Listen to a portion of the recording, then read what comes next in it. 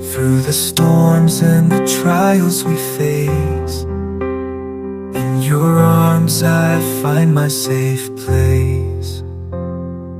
Always love you, forever hold you tight. Together we'll conquer any fight. Let me say this. There are people that have greatness inside of them that never ever tap into that to make that what it's capable of becoming. This brother has tapped into his greatness, and he has done not just the little that he can do, but so much more. A lot of people say, yo, Roscoe, you're a poet, bro. What are you trying to do with this comedy thing? But what you fail to understand, that a lot of artists, we are more than just the one thing that we do. But most of us are afraid to expound on that power that we have. So if there's one thing I want you to celebrate, it's the fact of his courage of wanting to do more than just that little box that we try to put people in. Not only is it about that box that he's come out of, the boy's damn good at what he does. Everything he's ever touched and I've ever seen him do on stage absolutely turns into gold. So it is such a privilege and an honor for me to introduce one of my homeboys, Poet Laureate of Richmond, Virginia. Please help me welcome Mr. Roscoe Burnems!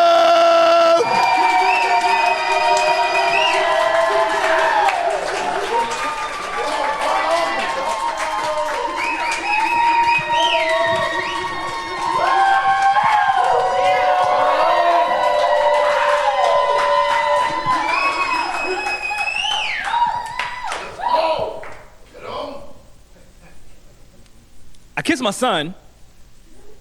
I kiss him on the forehead. I kiss him on the cheek. He's a toddler right now, right? He's 4.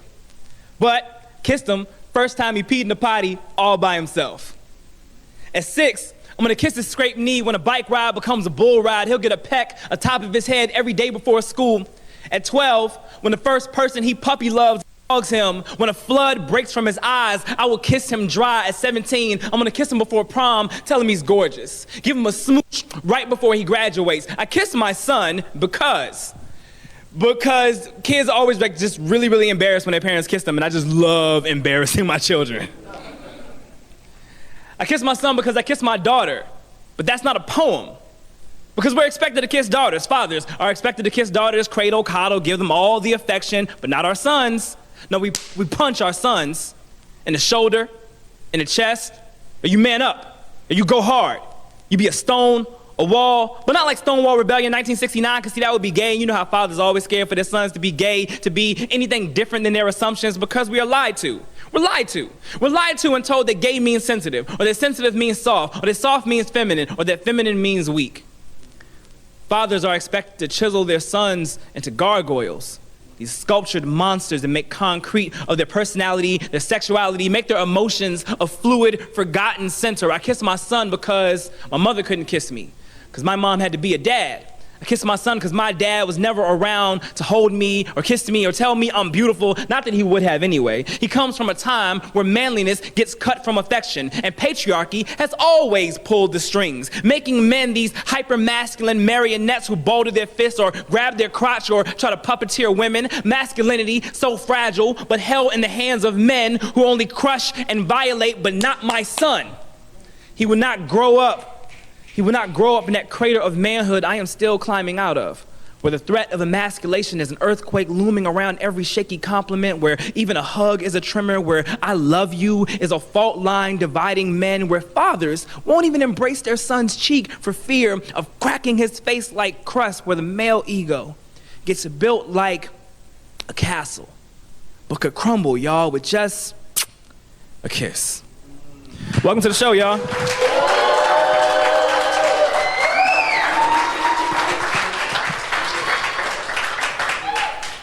One more time for BAM. Thank you for doing this. All right, let's get into it. All right, so it's Father's Day. All the daddies make some noise. All the daddies make some noise. Never fails. Every time you tell guys to make some noise, they make their voice hella deep for no fucking reason. Anytime you say, fellas, make some noise, woo, woo, woo, woo, woo, yeah, you know, we here, we out here. You don't sound like that all the damn time.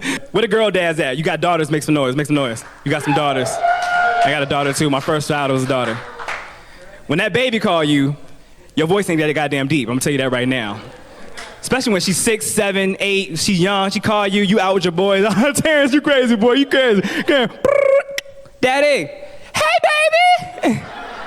Hey, what you doing up this late? Oh. That's not who you are all the time. Stereotypes, right? Men gotta be tough all the time.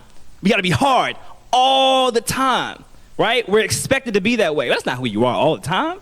It's not fair. Stereotypes are stupid. Stereotypes are stupid. So I recently read an article that there's a national chicken shortage. One article said that at the rate of consumption, in the next 10 years, the chicken could be extinct. Gone. Like, not in existence anymore. Well played, white people. Well played. Yeah. They tried police brutality, mass incarceration, nothing worked. That Hail Mary pass at the end. Get rid of that goddamn bird. That'll show them. I don't care if that's a stereotype. Chicken is delicious. I don't give a fuck. All right, chicken is the best. Chicken is the only meat that has started wars. Whole militaries designated to chicken. General Soles and Colonel Sanders. That's a cheap joke, I know, but it was funny in the car, so you was gonna get it. I was gonna laugh, you was gonna laugh too. Popeyes versus Chick-fil-A. How did that take up our entire 2019? How? How did we let this happen? So, you know what's interesting? So Zaxby's has a commercial out now where they're advertising their new chicken sandwich. And the tagline is, "The war is not over." Yes, the fuck it is. Popeyes won, we all went home. That was it. You ever had somebody invite you to a party, and then the people who invite you to a party get into like a huge argument, knock down, drag out fight, it gets awkward, people leave, the music stops, no more drinks. And then your ass shows up 2 hours late with a bottle, trying to figure out what happened to everybody. That's Zaxby's. That's Zaxby's. Should have been there on time, Zaxby's. Stereotypes, man. Stereotypes. One stereotype is that black children are more likely to grow up fatherless. That's a stereotype that we're all fed. So here's a fun fact. The CDC did a study some years back, showed that by percentage, black men are more active than any other father, black men are more active fathers than any other race, including white men in America. That's some real shit. You can Google that right now. I think that's fantastic. I have never seen a more positive statistic that was so upsetting. Because my daddy ain't in that data. Now I know I'm the minority though. Thanks for that. It's another layer of trauma for my therapist. I thought it was normal not to have a dad in the house. That's how we grew up. Me and my brother both. Our dad's gone. So I thought it was normal until I started watching TV. Seeing Family Matters, Fresh Prince of Bel-Air, The Huxtables. And I'm like, what the fuck is going on here?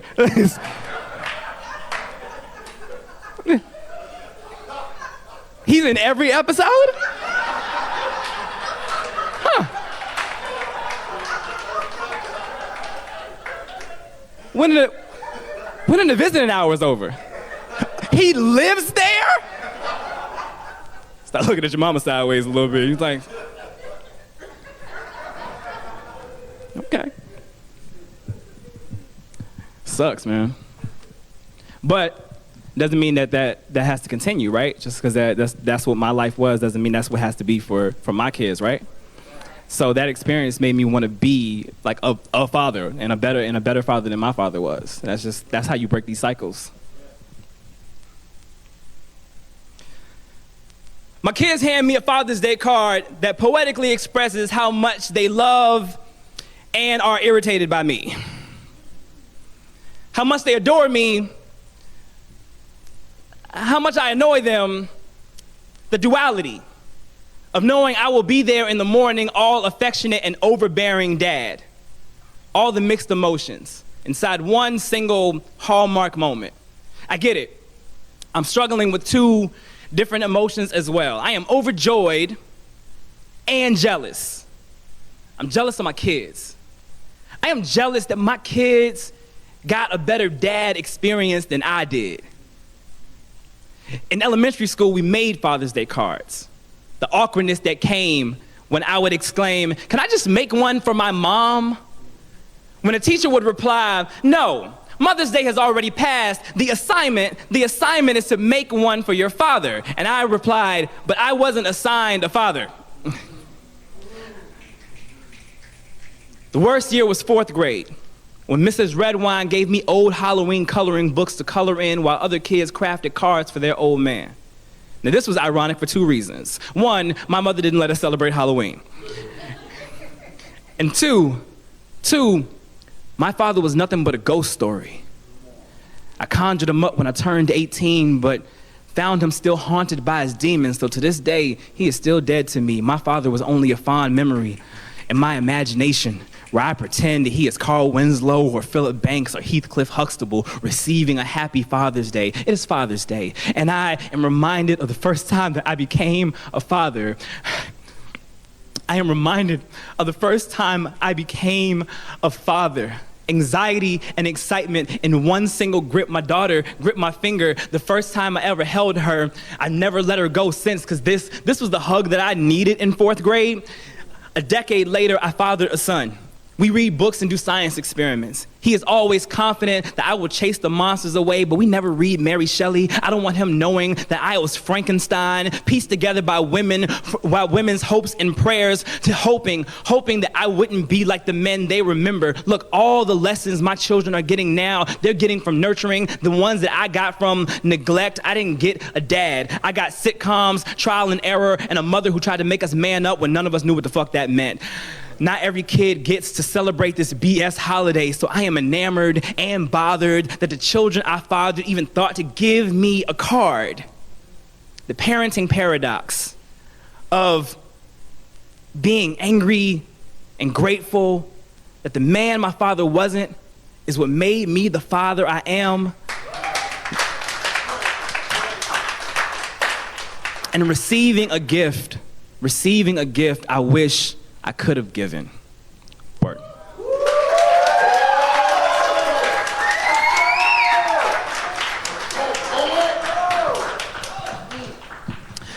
Just want my kids to have a better life. Isn't that what we want? We want your kids to have a good, like a better life than what you had, right? You want to give them more. That's what you're supposed to do. So I'm trying my best. I'm doing whatever I can. And I'm succeeding. I like to think I'm succeeding.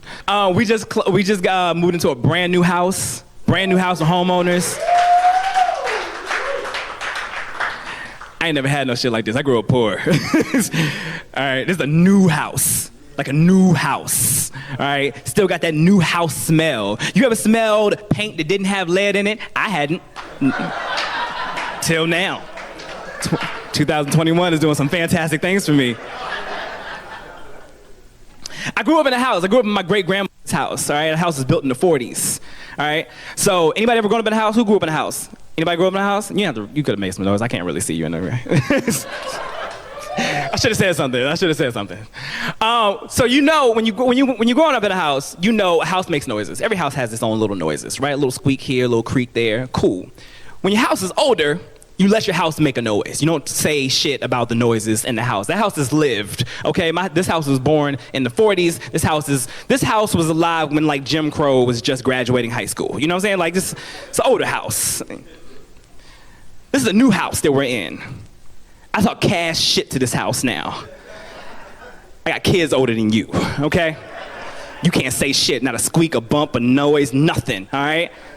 I like it. It feels powerful. I couldn't say that shit to my other houses. You know what I mean? You don't talk back to your elders. We're in a neighborhood where black people jog. This shit is fantastic. That shit is wild to me. Now, I've lived in apartment complexes where people jog by, you know what I mean? You see them, and they look exactly what you think they look like. And they wave and they say hello and they walk by. Hey, Roscoe. I'm like, hey, Jim. Hey, Barbara. Okay. Like, it's Jim and Barbara. This is different. We live in like, it's like a mostly black neighborhood. It's kind of nice. I ain't never had no shit. They jog by and I'm like, oh, what up, Jamal? Like, getting that run in. I see you, player. You know what I'm saying? It's weird though, because this is the norm for them, and I don't want them to, think that this is where it is, this is how it is everywhere they go. Sometimes I want to drop them off in the hood like a summer camp. Just so they be prepared. Just roll and stop right outside the projects. You know what I'm saying? Don't forget to duck, baby. I'll see you on Monday. Just make them watch Selma and The Wire back to back. I just need you to know what life is like somewhere else. This is the utopia you're in right now. Stay safe. You still gotta have the talk with them, right? Black people know what the talk is, right? And I'm not talking about the birds and the bees, not talking about sex. That's not the talk I'm talking about. Talk is everything that you can't say when you get pulled over. That's rough. That's hard. It's a hard conversation to have. Here's what's even worse, is that it doesn't matter. It don't really matter. You want to know the two stories that mess me up the most? I know we talk about like George Floyd, and we talk about Breonna Taylor, and we talk about Ahmaud Arbery, and all these murders. You want to know the two stories that mess me up the most? One was Aiyana Stanley Jones. It's a young girl, I think she was about 9. She was asleep in her grandmother's house. Police kicked the door in. Tear gas everywhere. She wakes up crying. Pow, gone.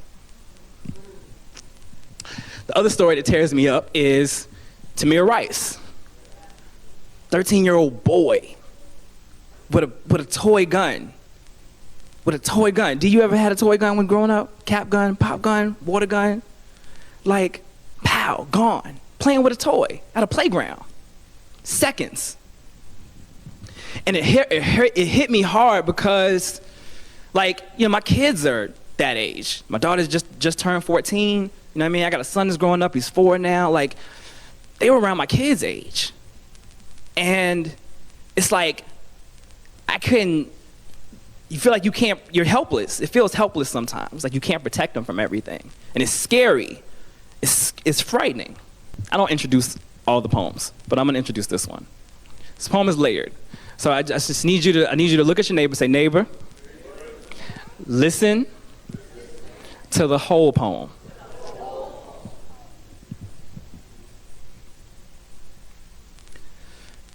This is dating advice for my kids after the death of Tamir Rice and Aiyana Stanley Jones.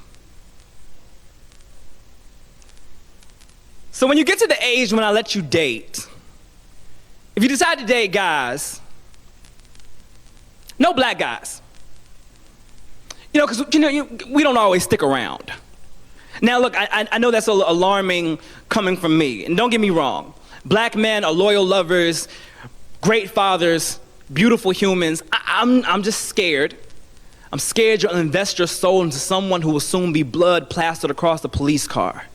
Don't you bring back no boy who's got bullseyes for corneas. Please don't shoot, written like an apology between the lines of his palms, who's forced to reach for goals he may not live long enough to achieve. Black guys, we all smell like burnt flesh and melting iron. Like falsified police reports and altered evidence. Me even being alive to pass this message on to you is a miracle. Don't you bring back no black boy to this dinner table. This is a dining room, not a morgue. When you get to the age when I let you date, which if left up completely up to me will not be until your mid-40s. If you decide to date girls, same rules apply. And not because of the stereotype of black women being difficult, but of being difficult to find. I mean, they shut down an entire city for Hannah Graham, but Alexis Patterson was a whispering headline. You know, black women die just as fast as black men, but they die quietly, the way America wants them to. While the media is dancing around the acquittals of badge men killing sons, they are stepping on the bodies of women whose killers never see a courtroom. Don't you bring back no vanishing images into our family photos. I hold your mother like a seance every night. I don't want you falling in love with a woman who will soon fade into a bullet or a forced suicide or a stack of forgotten statistics on some detective's desk. Okay, listen. If you decide to love someone whose skin is rich, brown, fatal as yours, then you do it.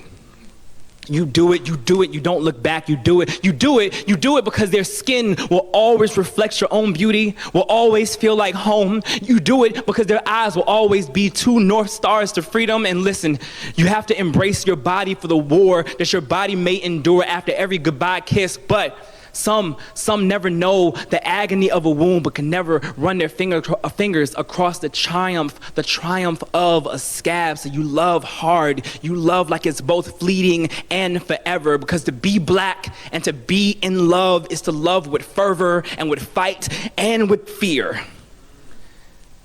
But if you can't handle that, if you can't handle a love so dark and brazen, then marry a porcelain cop, pale and fragile, but more likely to make it back after the bang. Or find you a lover on death row.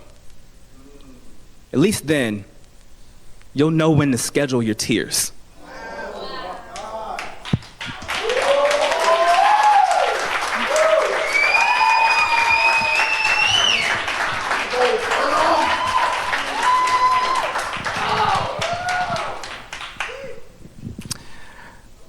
The poem fucked me up a little bit. I ain't gonna lie to you guys.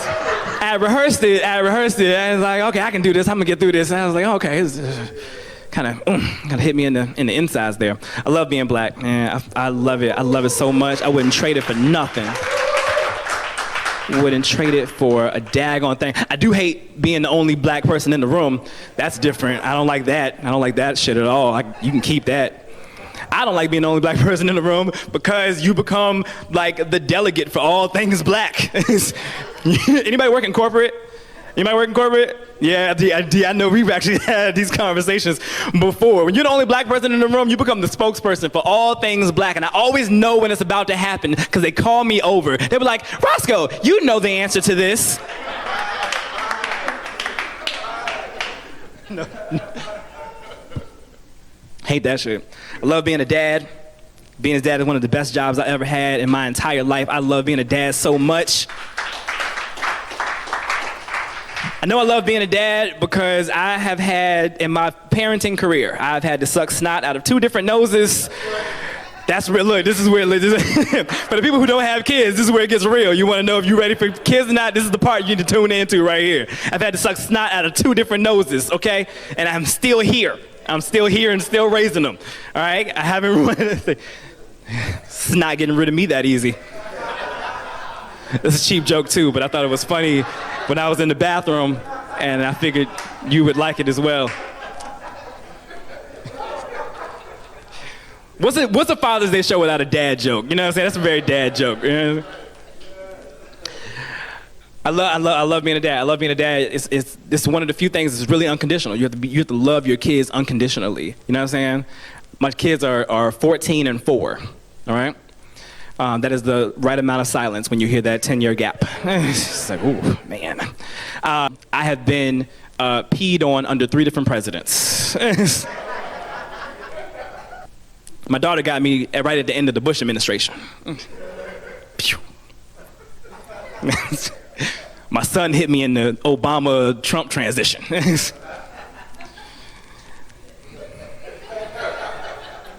Changing diapers is not for the weak or the slow. Now with my son, it was easier, right? My son was my second born, all right? And I had a few notches under my belt already, okay? I knew what I was doing. Plus, same plumbing, so I knew what to expect. Penis, you just gotta wait for that ready, aim, fire, and then you just gotta get the fuck out the way. I was ready. My daughter is what messed me up. My daughter is what traumatized me. Because I didn't know, this is my firstborn. I didn't know what the fuck I was doing. Didn't know how any of that worked down there. The piece just showed up. I thought I broke her. I was like, oh no, she is leaking. How do I stop it? Where do I plug it? Shit. You're first, man. You know what I mean? You're first. You don't, like, you winging it. You were winging it. There's no manual. There's no real manual to show you how to handle this, any of it. But that's what parenting is, right? Parenting is being prepared for whatever you aren't prepared for.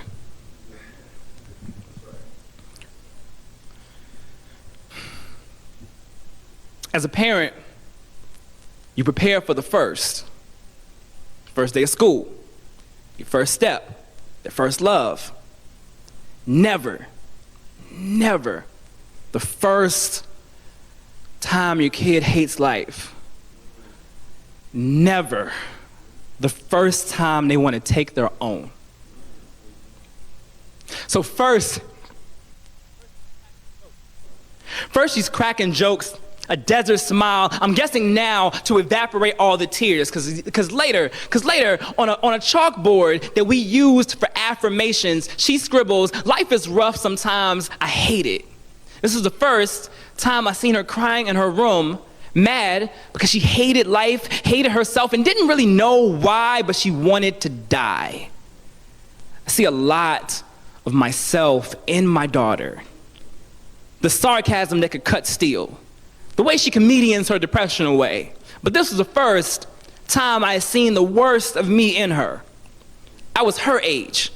First time I had thought of suicide. First time I attempted.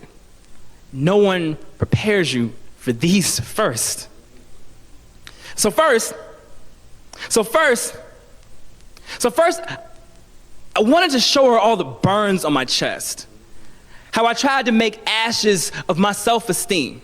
Or when I thought that cuts on a forearm were a roadmap to freedom. Or when I was nearly goaded by the voice of death, or whatever speaks to you in the lonely moments to do a trust fall from a bridge and let an 18-wheeler hold me. But I feared that I would give her ideas.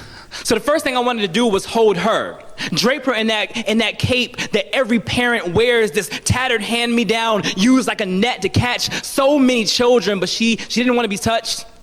So we sat in silence for like the first time ever. A generation of depression between us. First 13-year-old me, then 13-year-old her, and the first thing I said was, okay, I get it. It's like, feels like damned if you leave and hell if you stay. But sometimes the pain makes you appreciate the strength you have to push it away. I found love in tomorrow when I chose life today. Life gives you another day to be a winner. Suicide is the last day you get to be a quitter. And I am grateful now for all the attempts that withered away before I did. And this was all said through a bumbling stream of tears. My firstborn leaned into me and called me a crybaby. We laughed and joked. We laughed and talked about surviving. She says, "You gonna turn this shit into a poem, ain't you?" She ain't lying. I still remember the first poem that kept me breathing. I wrote it about her.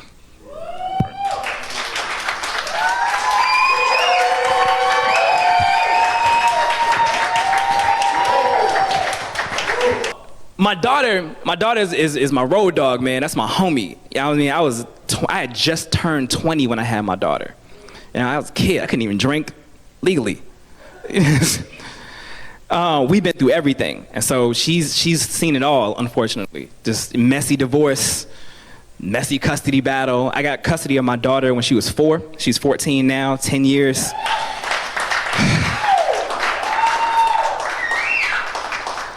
So I've been every type of dad. I've been a divorced dad. I've been a single dad. Single dad is cool when you're dating. Like, single dad is cool for dating, because you're walking around with like a little resume just everywhere that you go. See, look, I can keep one of these alive. You like me? Okay, look at that. When you're a single dad, women notice you know how to do hair and change diapers. Their ovaries text you. It's like 2 a.m. It's like WID. It's like, I don't know, I'm chilling. Like, what are you doing? Oh, nothing, just ovulating, you know what I mean? Just wanted to see what you were up to. Little procreation and chill, you know what I'm saying? It's like, shit. Single dad life is cool for dating. It's not great in court. Dads get no love in court. You are a man and black walking in. They hand you cups when you walk in. They like souvenirs. And take these, Mr. Powell. You're gonna need these soon. I'm sorry. What? Wait, hold on now. I'm here for a parking ticket. Man, going through court, man, he was public enemy #1, and getting custody was an absolute miracle, and it took years to make it happen. And even after I got custody, I was still the enemy somehow. Department of Child Support Enforcement doesn't give a fuck. Not one single one. They want their money. They want anybody's money ASAP. Like, they weren't even professional about it. I walk in and it felt like a robbery. They would just hit me with the butt of a gun and be like, "Where's the money, motherfucker?" I'm like, shit. I'm showing them my custody order like freedom papers. I swear she's mine. I tell you, I swear, I was not on the run. I promise. You know what's so messed up? So look, I got custody, and my daughter's mom still found a way to put me on child support. I'm not making that up. That is a real thing that happened to me. I ended up paying $5,000, over $5,000 for a kid I already had custody of. Took them forever to fix it, never got the money back. And then when they fixed it, they closed the case, but it takes forever for the paperwork to make it down the line. So they were still garnishing my wages even after they had closed the case. But now I'm listed as the custodial parent. So now I'm paying myself child support. They sending me a check back.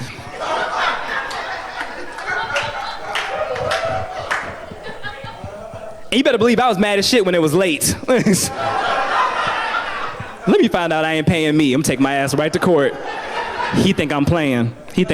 I will take his ass to court right now. Better show up on time. I wasn't even getting all the money back because I had arrears for a kid that I was paying child support. I was paying myself child support and still paying arrears for myself, for the kid that I had. Anyway, fuck the child support system. That's how that joke ends. Shit, man. It's rough. There's no love. There's no love for dudes in the court. And my daughter has seen me down bad on getting food stamps, getting government assistance. She's seen it all. So to be what I am now, I'm like, look what I did. You know what I mean?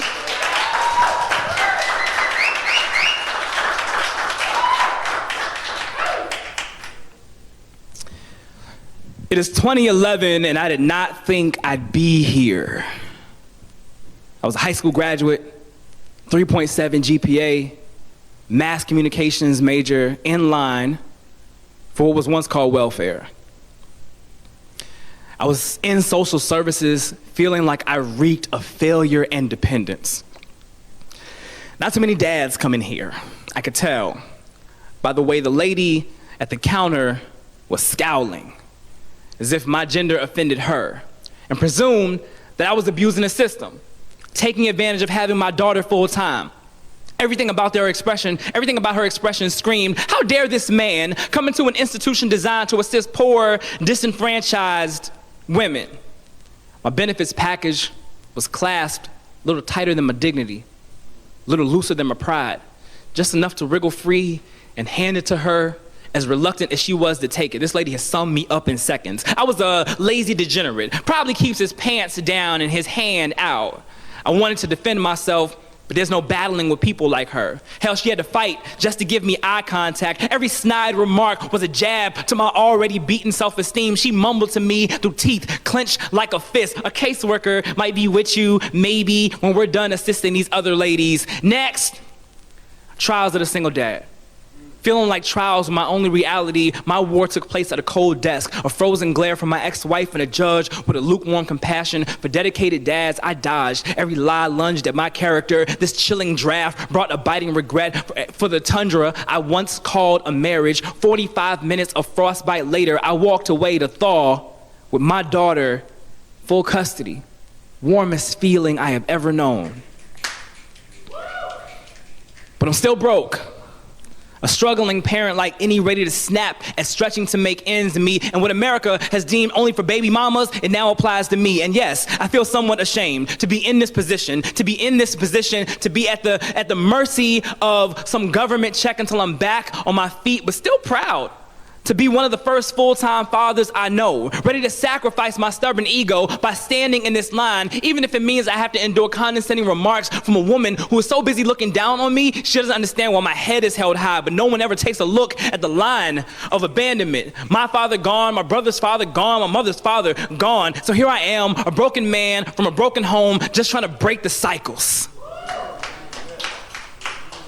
But you try explaining all of that to the lady at the counter.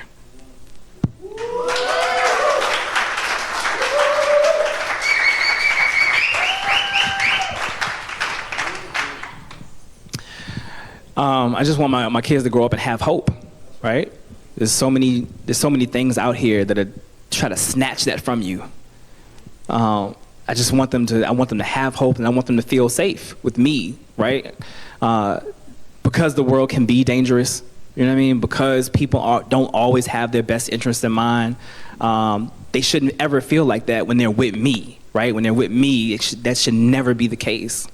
So I'm really grateful for that with my mom. Like, my mom was like that. And so it was very much be what you want to be. But what's funny is, so when I told my mom I wanted to be a poet for the rest of my life,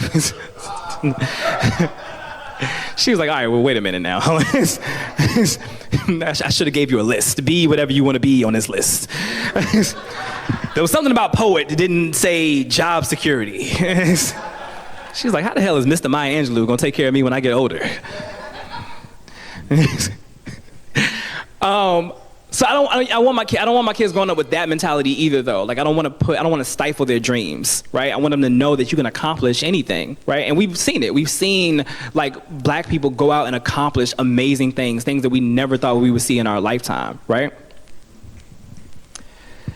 It is 2016, and my daughter and I are watching Olympic swimmers. Simone Manuel. Shouts out to someone who knows who Simone Manuel is. The rest of you, Google, damn it. Like, shit, pay attention.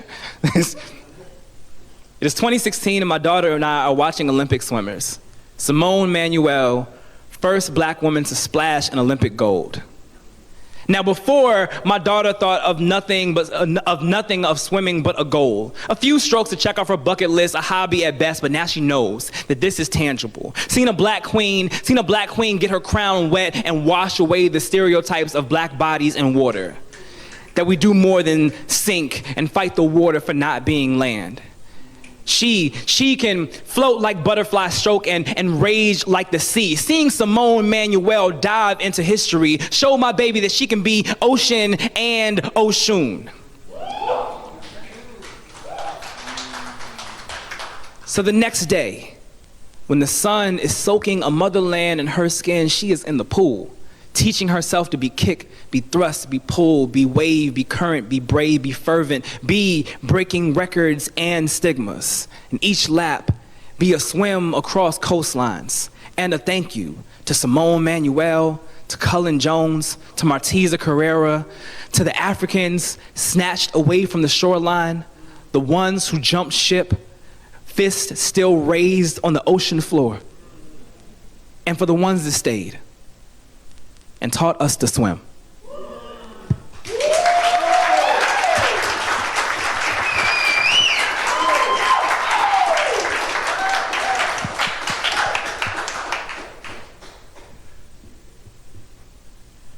There is a quote that aerodynamically,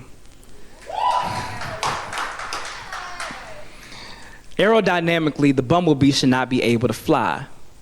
Its body is too big. Its wings are too small. But it goes on anyway because the bumblebee doesn't know that. I am not sure who put the fear of falling into my family, but it's all they passed on. Convinced that adversity is a bear that will swat you into the grass, we weren't meant to fly, they say. And I have been tasked with raising a queen. And the parenting advice that I receive is to caution my daughter that dreams are too big, that life is too small, and the possibility she'll never take flight is too great. Play it safe. They're advising to do what they did to me, the young bumblebee. Ready to grab life by the antenna, sip upon nectar from outside of this monotonous garden. I remember the first time I was stung, punctured my promise. Right inside the colony, my family had squashed my visions of stardom. But I learned later that it wasn't their fault, that their family had clipped their fluttering aspirations when they were just a larva. Stay inside the hive. You will thrive more if you just get a good job and you make a lot of honey. I fell, but flat with vigor to my next blossoming passion, poetry, strapped to me like pollen, brought it back to my elders and they stared with 1,000 premature judgments in their lenses. They don't know what all the buzz is about. But I plead that when you are flying, success is seen in an array of colors and life ain't always so black and yellow. The world is so big.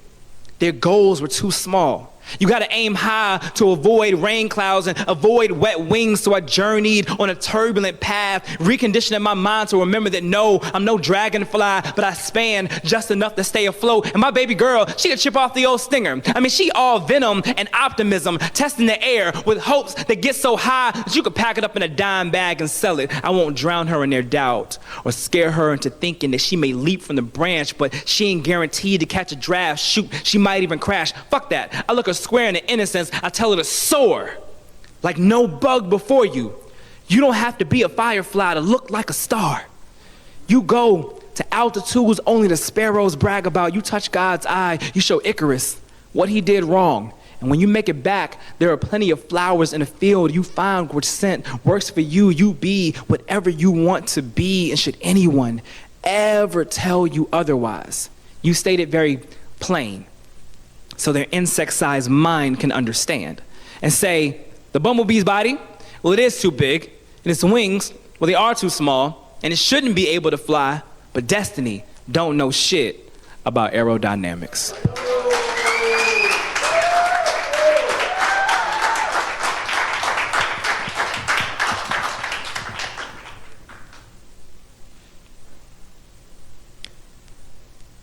My son flutters through the house, arms out in no direction like a butterfly playing tag with its own shadow.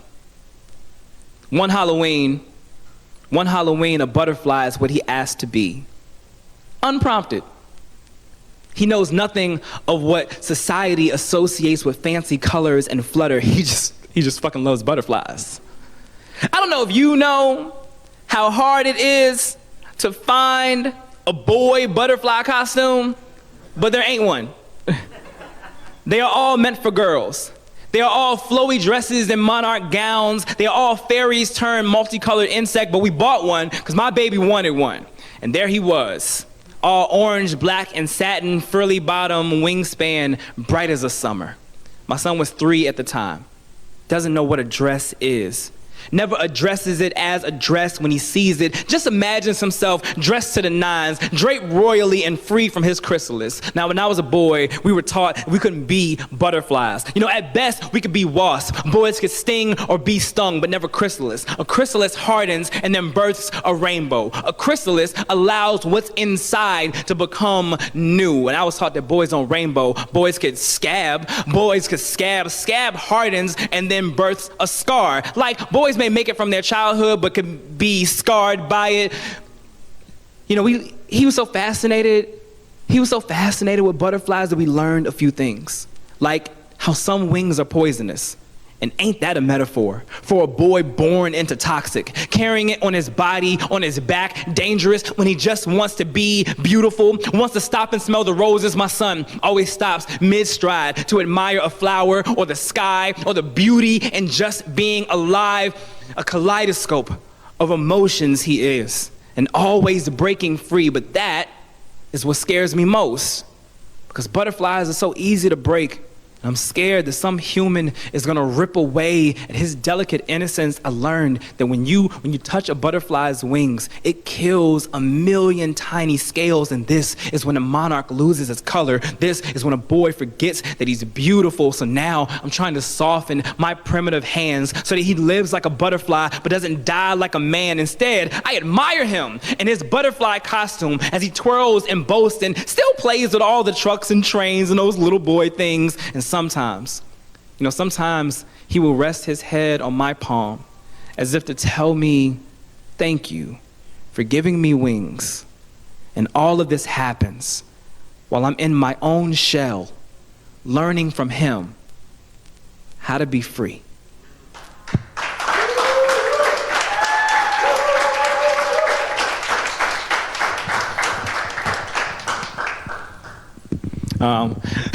That's a real story.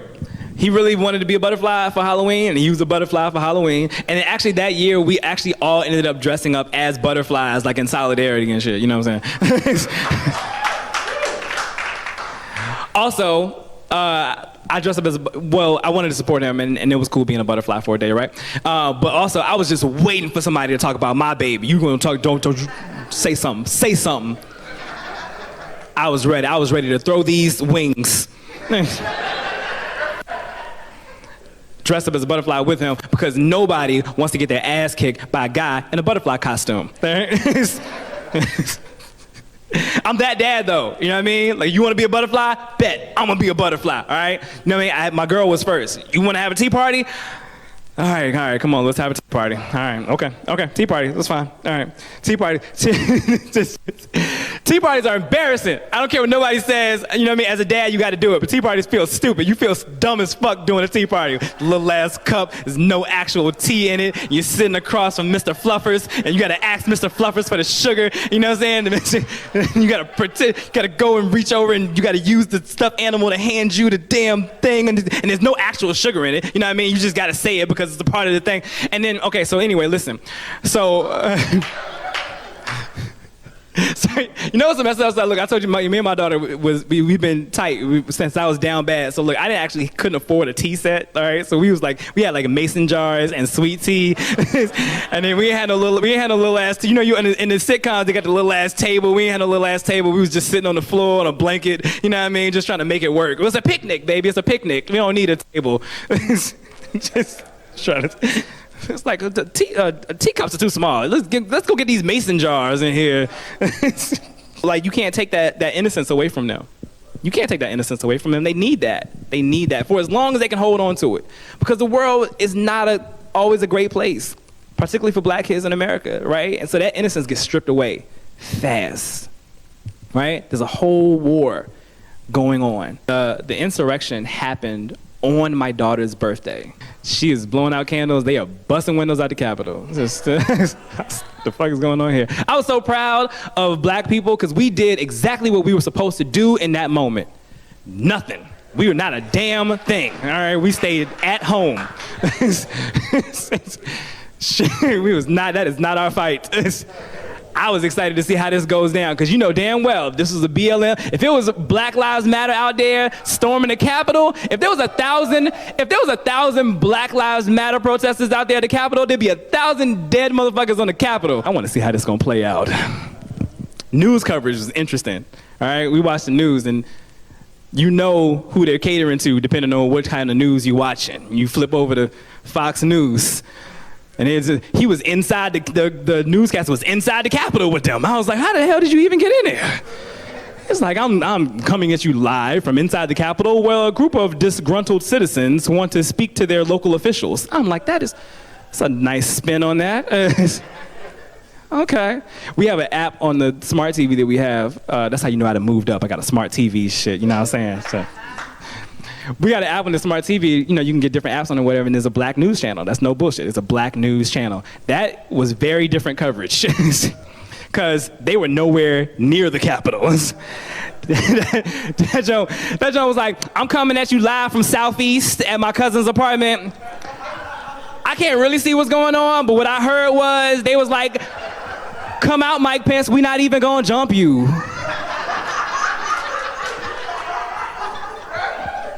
It's like, damn. This is rough.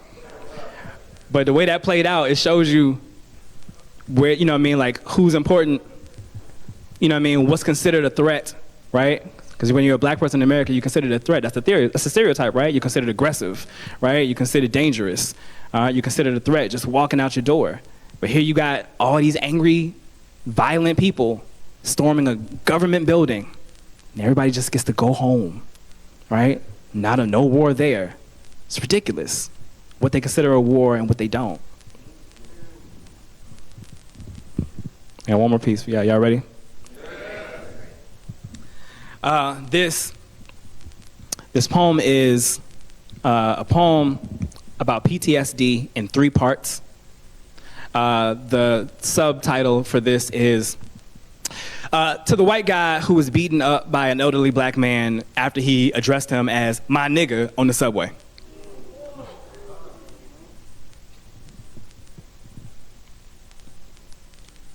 One. When a soldier returns, after watching all of his drinking buddies die, poured into the sand during America's largest bar brawl called war, the haunts of gunshots and screams, the call for freedom and a bloody stare, someone else's blood flung onto his bottom lip. When he returns, he is always exploding. He is always a trigger. His reality is nothing like ours. He may be always reliving the trauma. 2. Dear Chad on the subway car, spare me all that colorblind bullshit where you dance offbeat around the history of that word. Where you feel like hip hop has given you this pass to sing along to your favorite hood anthems privately or in the company of wiggers and that one token black guy who lets you say it because you both like trap music and you let him smoke all the weed. I see you dapping up your homies in the cul-de-sac. Sagging pants and swag, everything short of a blackface spray tan. You know, saying something like nigga to black millennials might get you a sassy Twitter post and a sarcastic hashtag. But 3, when a black man remembers seeing his drinking buddies die, poured into the concrete during this country's largest bar brawl called the Civil Rights Era. A war he didn't start and still ain't seen finished. The call for freedom and a bloody stare, the haunts of gunshots and screams, and that word flung onto his bottom lip. He is always a trigger. He may always be exploding. His reality is nothing like yours. He's constantly reliving the trauma. Now, you wouldn't scream, bang, in the face of a veteran, someone who has been fighting for mankind. You don't say nigger, ever. Especially addressing someone who has spent his entire life fighting to prove he is a man. That's my time, y'all. I appreciate you. Thank you.